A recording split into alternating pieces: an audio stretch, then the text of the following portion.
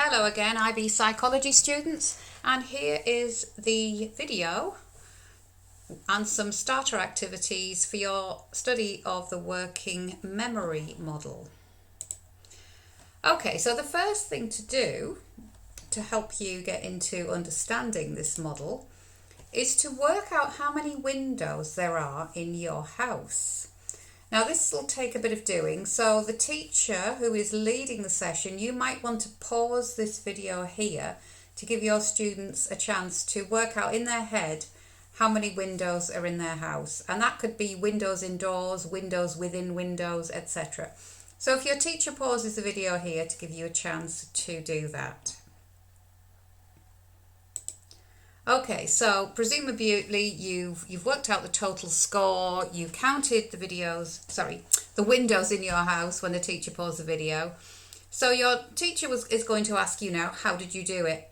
What did you have to do in your head to create this image of your house? How did you count the windows? Where did you start from? Where did you finish up? So again, I'll ask the teacher to pause the video here while you discuss how you did it and whether you use similar strategies. So you might want to chat to the person sitting next to you and then share your ideas with the rest of the class. So if the teacher chooses, he or she can pause the video here while you discuss this topic. Okay, so when you get into your study of the working memory model, you will come across some strange sounding terms, one of which is the visuospatial sketchpad. That's a lot of S's. You're probably thinking, what? What is that? Well, all will become clear as you navigate your merry way through the topic of the working memory model.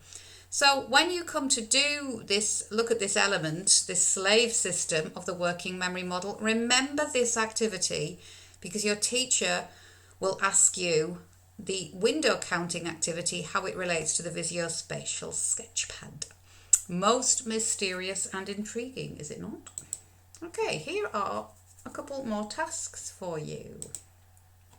The first task is to draw a picture while the person next to you talks to you. They can talk to you about anything at all. They can just say blah, blah, blah, or they could recite the alphabet. It doesn't matter. So when you've drawn your picture, we're not looking for Leonardo da Vinci levels of excellence here. Something straightforward that only takes a couple of minutes. Swap over and the other person, the one who was talking, will then draw the picture while the person next to them speaks to them. So you take a turn at drawing the picture and talking. So if the teacher pauses the video here to give you some time to do that. Okay, so having paused the video and you've drawn your picture while the person next to you talks to you, this is your second task. Find a piece of text. It could be from a textbook, it could be your notes, it could be a novel that you've got in your bag, but it needs to be, a fairly lengthy paragraph, not just a couple of lines.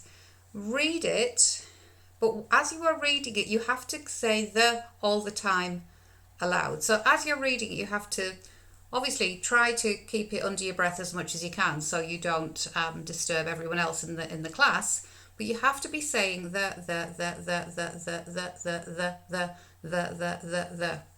I know you're going to sound a bit like a babbling fool, but that's psychology for you. So try and do that. And again, if the teacher can pause the video here to give you a chance to sound like a babbling fool in front of lots of other people. Thank you, teacher, for that.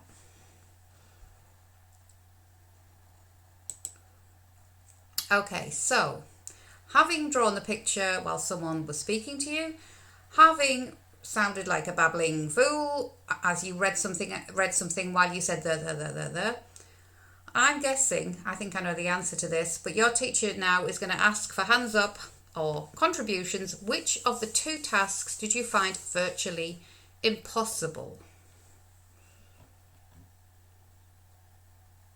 And maybe if you pause the video here, you can talk about that and you could think, why? Why was one of these tasks virtually impossible? Okay. Okay, so you've talked about maybe why one of them was virtually impossible, and I have to tell you, as a teacher myself, I conduct these tasks every year with my Year 12 students when we're doing the working memory model, and there's always one, maybe two people in the class who say, "I found number two really easy," and I said, "Well, you can't have been doing it properly. You must have read the something the while the you the." I said, what I think you did was read a word, then you said the. I said, which makes it a lot easier. And they always say, no, no, no, I just find it really easy. But I don't necessarily think they did find it easy, because I think number two, you will probably have found that number two is quite difficult. I've never been able to do it. And you will have talked about this with your classmates and with your teacher. So remember this task when you learn about dual task studies. Now, your teacher may be thinking, hang on, I'm not going to be doing dual task studies actually. That's fine. It doesn't matter, because you can also look back to this task when you look at the element of the working memory model called the phonological loop. It works for both. It's fine. Don't worry. You had a good time saying the out loud like a babbling fool, so why not go for it? So that's most mysterious and intriguing number two.